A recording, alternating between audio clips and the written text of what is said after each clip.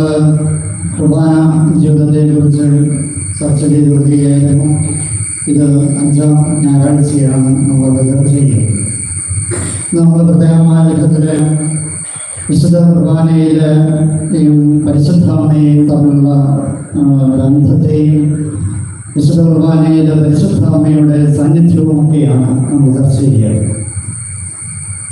സഭാതിൻ്റെ ആരംഭം മുതലേ പരിശുദ്ധമ്മയോട് വലിയ ആദരവും ഭക്തിയും ഒക്കെ കാണിക്കാറ്.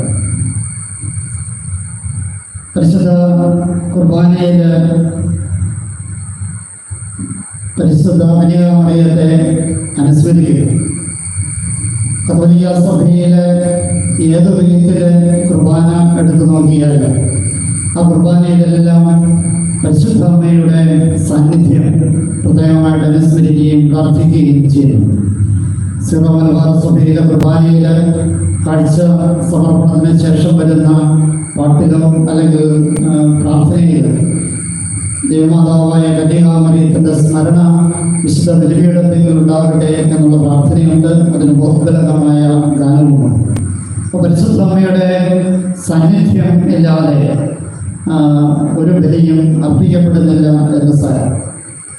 പരിശുദ്ധ അമ്മയുടെ സാന്നിധ്യത്തെ കാണാനും അനുഭവിക്കാനും സാധിക്കുന്നില്ല എങ്കിൽ വിശുദ്ധ ബലിയർപ്പണം അതിൻ്റെ പൂർണ്ണതയിലേക്ക്, അതിൻ്റെ അർത്ഥത്തിലേക്ക് എത്തില്ല എന്ന് വേണം നമ്മൾ മനസ്സിലാക്കാനായി. പരിശുദ്ധ അമ്മയോടുള്ള ഭക്തി ഒരു പരിധി വിടുമ്പോൾ സഭ നമ്മളെ പഠിപ്പിക്കുന്ന കാര്യമുണ്ട്. കുർബാനയിൽ നിന്ന് ഒഴുകുന്ന മാതൃഭക്തിയാണ് യഥാർത്ഥ വലിയ ഭക്തിയാണ്. അതിനപ്പുറമുള്ള കുർബാന ഒഴിവാക്കിയിട്ടുള്ള വലിയ ഭക്തി അതിൽ തന്നെ വലിയ പ്രാധാന്യമില്ലാത്തതായിട്ടാണ് സഭ കണക്കാക്കുന്നത്. അതുകൊണ്ട് തന്നെ സഭ വലിയ ഭക്തിയെ പ്രോത്സാഹിപ്പിക്കുന്നത് കുർബാനയോട് ചേർന്ന് തന്നെയാണ് എന്ന് നമ്മൾ മനസ്സിലാക്കണം. കുർബാന കേന്ദ്രീകൃതമായ ജീവിതമാണ് നമ്മുടേതെന്ന് നമ്മൾ ഈ ദിവസങ്ങളിൽ കണ്ടു. കുർബാന അർപ്പിക്കുന്നത് അത് ദൈവത്തിൻ്റെ കൽപ്പന അനുസരിച്ചാണെന്നും ആ കൽപ്പന കാണാനോ കേൾക്കാനോ ഉള്ള കൽപ്പനയല്ല, മറിച്ച് ചെയ്യാനുള്ള കൽപ്പനയാണ്. ഞാൻ ഈ ചെയ്തത് നിങ്ങൾ എൻ്റെ നാമത്തിൽ ഒരുമിച്ച് കൂടുമ്പോൾ എൻ്റെ ഓർമ്മയ്ക്കായി ചെയ്യുക, ചെയ്യാനുള്ള കൽപ്പനയാണ് എന്ന് നമ്മൾ പറയും. ആ കൽപ്പന നമ്മൾ ഈ ദിവസങ്ങളൊക്കെ വ്യാഖ്യാനിച്ചതാണ്. ആ കൽപ്പനയുടെ മറ്റൊരു രൂപം മറിയത്തിലൂടെ നമ്മൾ കാണുന്നു. യേശുവിൻ്റെ ആദ്യ അത്ഭുതം നടക്കുന്നത് നമുക്കറിയാം. കാനായിലെ വിവാഹവിരുന്നിലാണ്. കാനായിലെ വിവാഹവിരുന്നില് പരിശുദ്ധ അമ്മ പരിചാരകരോട് പറഞ്ഞ വാക്ക് ശ്രദ്ധിക്കേണ്ടതാണ്. അവൻ പറയുന്നത് ചെയ്യുക. അപ്പൊ യേശു വിശുദ്ധ കുർബാന സ്ഥാപിച്ചിട്ട് നിങ്ങൾ എൻ്റെ നാമത്തിൽ ഒരുമിച്ച് കൂടുമ്പോൾ എൻ്റെ ഓർമ്മയ്ക്കായി ഇത് ചെയ്യുക എന്ന് പറയുമ്പോൾ അതേ കൽപ്പനയുടെ മറുവശമായിട്ട് വേണം നമ്മൾ മറിയത്തിൻ്റെ ഈ കൽപ്പനയെ കാണാനായിട്ട്. അവൻ പറയുന്നത് ചെയ്യുക. അപ്പോൾ വീണ്ടും വിശുദ്ധ ബലി കാണാനോ കേൾക്കാനോ ഉള്ളതല്ല, മറിച്ച് ചെയ്യാനുള്ളതാണ് എന്ന് മറിയവും നമ്മളെ പഠിപ്പിക്കുകയാണ് എന്ന സ്ഥലം. ജോൺ പോൾ രണ്ടാമൻ മാർപ്പാപ്പ എഴുതിയ സഭയും വിശുദ്ധ കുർബാനയും എന്ന ചാക്രിക ലേഖനത്തിന്റെ അവസാന അധ്യായത്തില് പരിശുദ്ധ മാർപ്പാപ്പ പറഞ്ഞു വയ്ക്കുന്ന കാര്യം ഇതാണ്.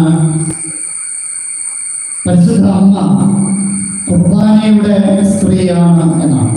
പരിശുദ്ധ അമ്മ കുർബാനയുടെ സ്ത്രീയാണ്, വിശുദ്ധ ബലിയുടെ സ്ത്രീയാണ്. അവള് തൻ്റെ ജീവിതം മുഴുവൻ ബലിയാക്കിയവളാണ്.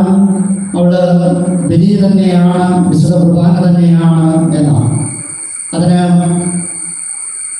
സഭാപിതാക്കന്മാരുടെ ചില ഉദ്ധരണികളോടുകൂടി പരിശുദ്ധ ജോൺ പോൾ രണ്ടാമൻ മാർപ്പാപ്പ ഉദ്ധരിക്കുന്നു. അതിതാണ്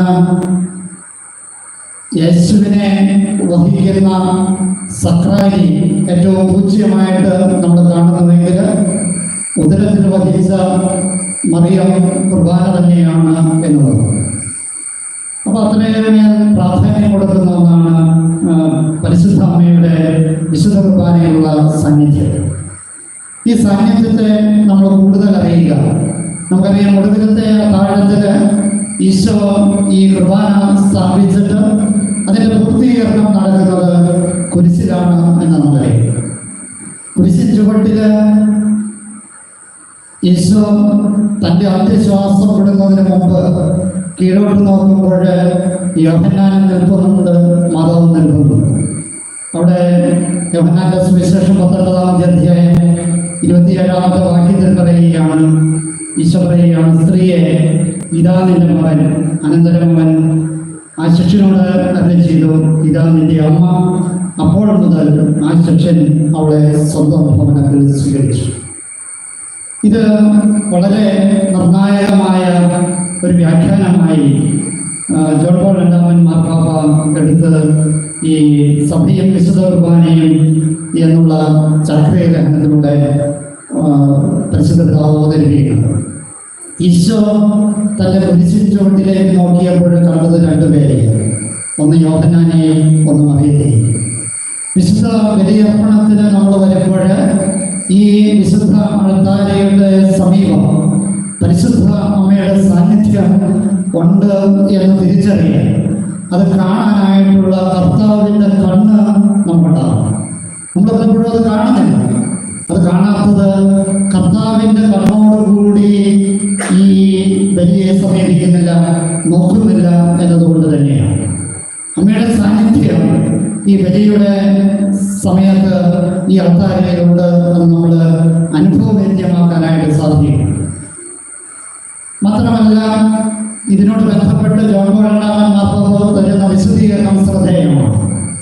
ഇതാ നിന്റെ മകൻ എന്ന് പറഞ്ഞ് ഈ ബലിയർപ്പണത്തിൻ്റെ അന്ത്യനിമിഷങ്ങളിൽ, തൻ്റെ കുരിശുമരണത്തിൻ്റെ അന്ത്യനിമിഷങ്ങളിൽ ഈ യോഹന്നാനെ മറിയത്തിനെ ഏൽപ്പിക്കുകയാണ്. നമ്മുടെ ഓരോരുത്തരുടെയും വിശുദ്ധ ബലിയർപ്പണ സമയത്ത് ഈശോ ആവർത്തിച്ചു കൊണ്ടിരിക്കുന്ന കാര്യമാണ്, എന്നെയും നിങ്ങളെയും ഈ ബലിയർപ്പണത്തിലൂടെ പരിശുദ്ധ അമ്മയെ ഈശോ ഫലമേൽപ്പിക്കുന്നത്.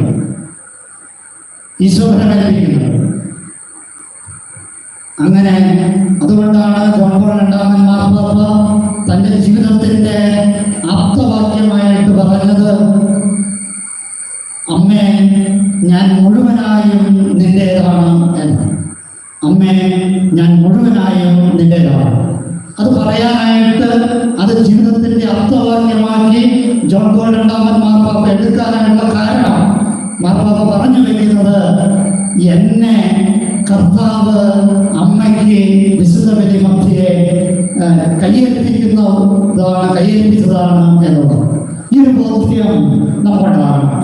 വിശുദ്ധ കുർബാന മധ്യേ ഈശോ ഇവിടെ കിടന്ന് ബലിയർപ്പിക്കുമ്പോൾ എന്നെയും നിങ്ങളെയും യോഹന്നാനെ അമ്മയ്ക്ക് ഫലമേൽപ്പിച്ചതുപോലെ ഈ ബലി മധ്യേ നമ്മളെ മറിയത്തിന് ഫലമേൽപ്പിക്കുന്നുണ്ട്. ആ ബോധ്യം നമ്മളുണ്ടാകണം. ഒപ്പം തന്നെ മറിച്ചൊരു ചിന്ത കൂടിയുണ്ട്.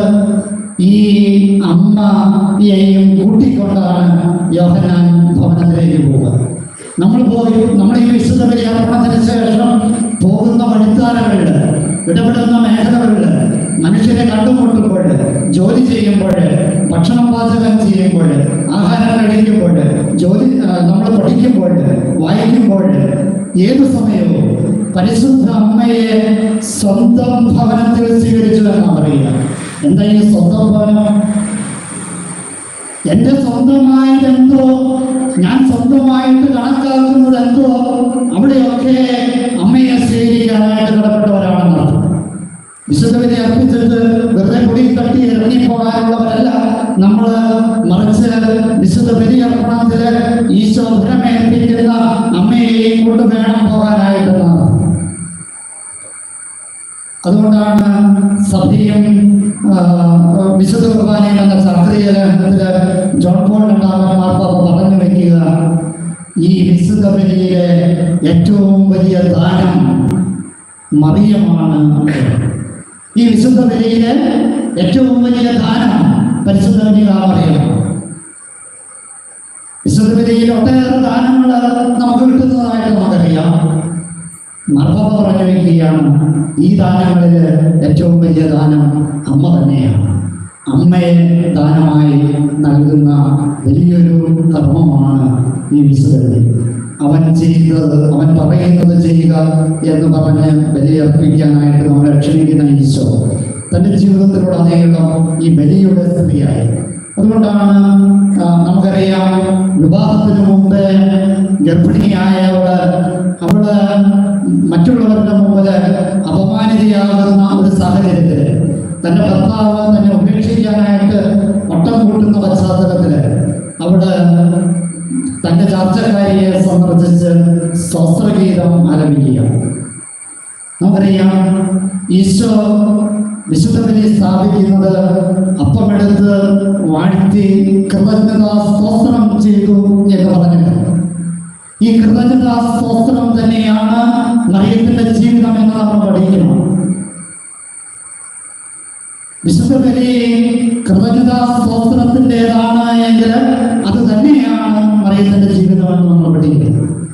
ജീവിതത്തിന്റെ വഴിമുട്ടി നിൽക്കുന്ന അവസ്ഥകളില്, ജീവിതത്തിന്റെ ഗതികെട്ട അവസ്ഥകളില്, ആരോപണങ്ങൾ ഉണ്ടാകുമ്പോൾ, മറ്റുള്ളവരുടെ മുമ്പിൽ അപമാനിതരാക്കപ്പെടുമ്പോൾ, രോഗങ്ങൾ ഉണ്ടാകുമ്പോൾ, പ്രശ്നങ്ങൾ ഉണ്ടാകുമ്പോൾ ഈ ബലി അർപ്പിക്കുക നമ്മൾ ചെയ്യുക. പരിശുദ്ധാത്മ ചെയ്തത് തന്നെയല്ലേ അവിടെ സ്വസ്ത്രഗീതം ആലപിച്ചു എന്നാ പറയുക. നമ്മുടെ ജീവിതത്തിലും ഇത് സംഭവിക്കുമ്പോഴാണ്, പ്രശ്നങ്ങളും പ്രതിസന്ധികളും ഉണ്ടാകുമ്പോൾ ദൈവത്തിന് സ്വസ്ത്രഗീതം ആലപിക്കാൻ സാധിക്കുമ്പോൾ അത് തന്നെയാണ് ബലി. ഈ ബലിയും സംഭവിക്കേണ്ടത് അത് തന്നെയാണ്. നമ്മുടെ പ്രശ്നങ്ങളുടെ മധ്യേ കർത്താവിന് സ്വസ്ത്രഗീതം ആലപിക്കാനായിട്ട് ഈ ബലിയിലൂടെ സാധിക്കണം. അങ്ങനെയാണ് പരിശുദ്ധ അമ്മ കുർബാനയുടെ സ്ത്രീയായിട്ട് മാറുക. ഞാനും നിങ്ങളുമൊക്കെ ഈ കുർബാന ജീവിതത്തെ ധ്യാനിക്കുമ്പോൾ ഞാനും നിങ്ങളുമൊക്കെ ഈ കുർബാനയുടെ മനുഷ്യരായിട്ട് മാറണം. ജീവിതം മുഴുവൻ കുർബാനയുടെ വക്താക്കളായിട്ട് മാറണം. ജീവിതം മുഴുവൻ ഈ കുർബാനയുടെ അംശവും കയറിയിട്ട് ജീവിക്കണം. ജീവിതം മുഴുവൻ ഈ കുർബാനയിൽ നിന്ന് കിട്ടുന്ന മഹത്തായ ദാനമായ പരിശുദ്ധ അമ്മയുമായി ജീവിക്കണം. പിതാവിൻ്റെയും പുത്രൻ്റെയും പരിശുദ്ധാത്മാവിൻ്റെയും നാമത്തിൽ ആമേൻ.